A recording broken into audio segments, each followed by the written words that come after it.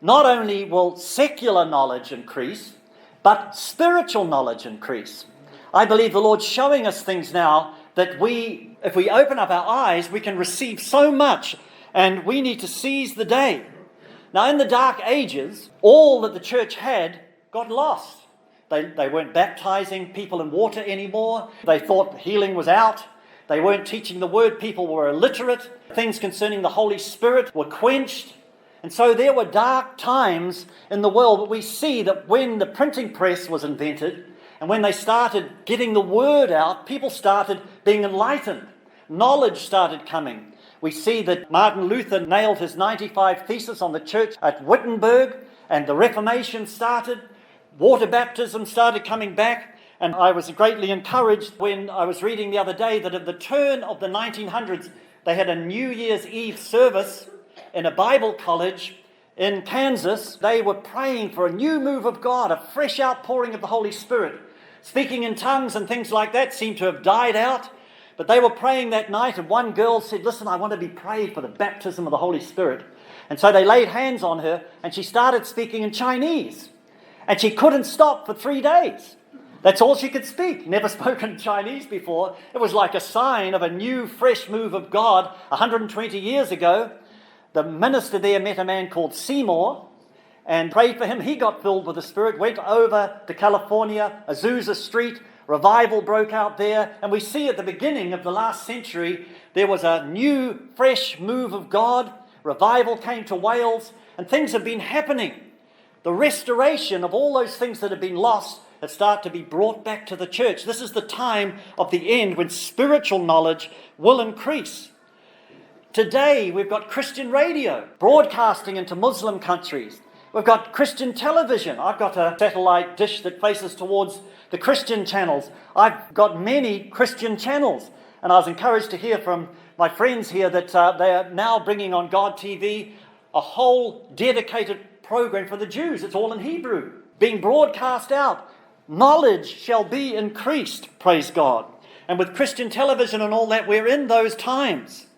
When I first came into the ministry, if I went away somewhere like this, I'd have to take my concordance, I'd have to take my Bible dictionary, I'd have to take my Thompson's Chain Reference Bible, I'd have to take a great big pile of stuff I'd have to bring with me, all of these books.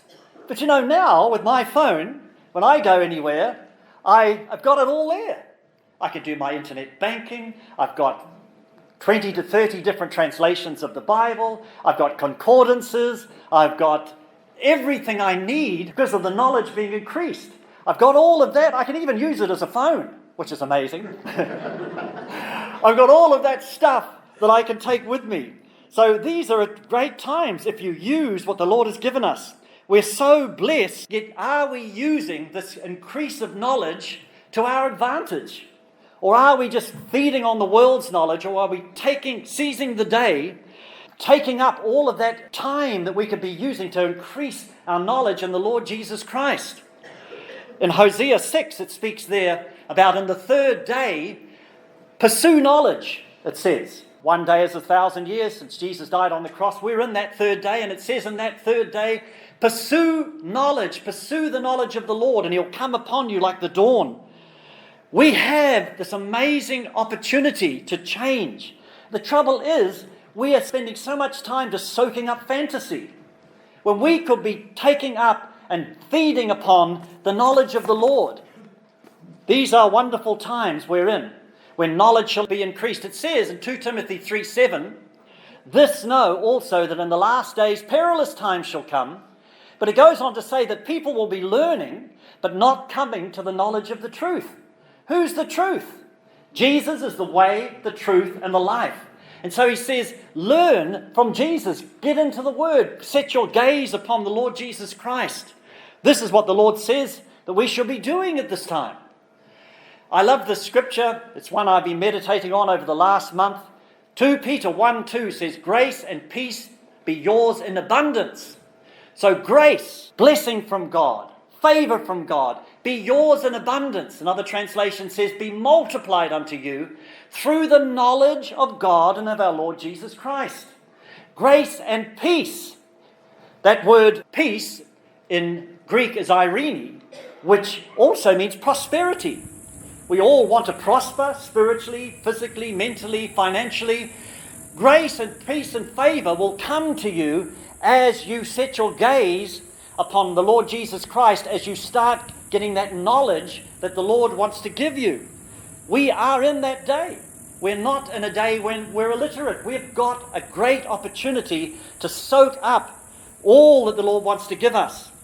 How much time are you spending meditating upon God? Think about it. How much time are you meditating on Colossians 1? I think it's 10, where it says that He is the image of the invisible God, the exact likeness of the unseen God. He's created all things by the word of His power. In Christ is all of God in a human body. All of those wonderful thoughts. We have an exciting Lord that we sing about on a Sunday morning, but do we really spend time just thinking about Him, absorbing this wonderful knowledge that He wants to give us?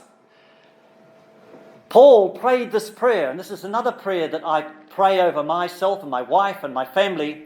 I keep asking that the God of our Lord Jesus Christ, the glorious Father, may give you the spirit of wisdom and revelation, that means unveiling, so that you may know Him, you may have knowledge of Him.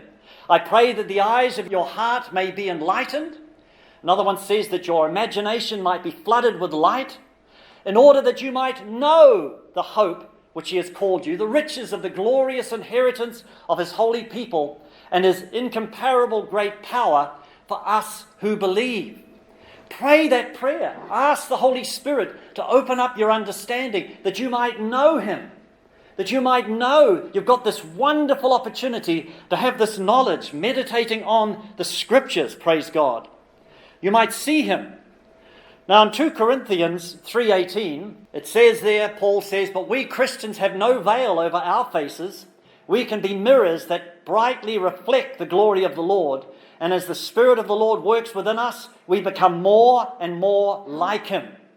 So as we face towards the Lord, meditate upon Him, think about Him, we are actually being transformed.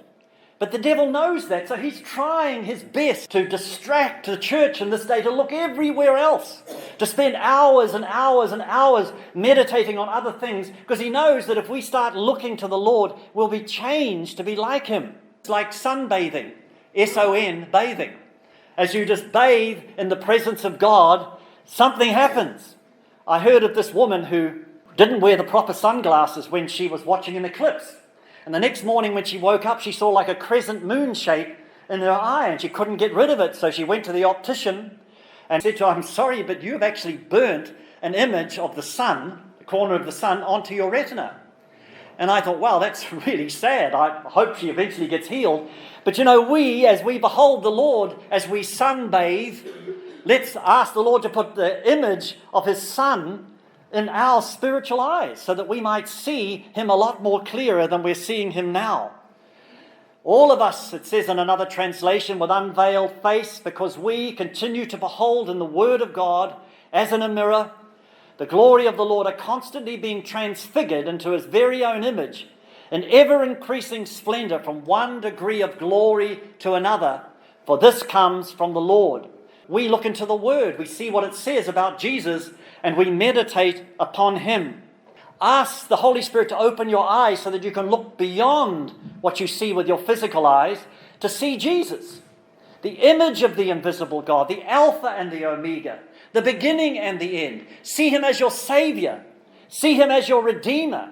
See Him as your healer. We are in an age when we're beginning to see that God is a healer. He is the one who wants to heal us. He's our provider. He is our deliverer. He is everything. You have everything, the Bible says, when you have Christ, and you're actually filled with God and your union with Christ. He is the supreme ruler. And as we meditate upon these things, we can be changed to be like Him. It says in Philippians chapter 3, the excellency of the knowledge of my Lord Jesus Christ. I count everything but dung for the excellency of the knowledge of my Lord Jesus Christ. Do you realize as you spend more time thinking about Jesus that He really can become exciting to you? And that the knowledge of Jesus Christ can become excellent? That you start thinking, wow, my friend is the Lord who made heaven and earth.